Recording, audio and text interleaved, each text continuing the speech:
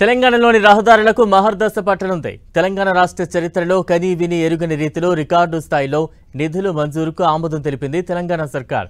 60,799 కోట్ల రూపాయలతో రాష్ట్రంలో రహదారుల నిర్మాణం జరగనున్నట్లు మంత్రి కోమటిరెడ్డి వెంకటరెడ్డి తెలిపారు.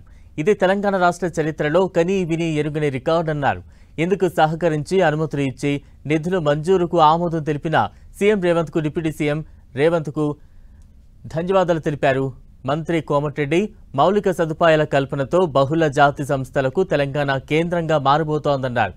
లక్షల కోట్ల పెట్టుబడులు రాష్ట్రానికి రానున్నాయన్న ఆయన లక్షలాది మంది గ్రామీణ యువతకు ఉపాధి కలగనుందని తెలిపారు.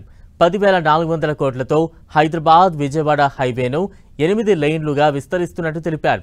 తెలంగాణ రాష్ట్ర గతిని మార్చే RRR రహదారి నిర్మాణానికి 36,000 కోట్లు ఖర్చు చేస్తున్నట్లు తెలిపారు.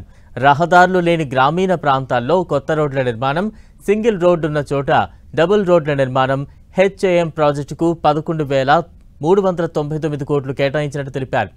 మరికొద్ది రోజుల్లోనే ఈ పనులకు టెండర్లు పిలుస్తున్నట్లుగా మంత్రి తెలిపారు.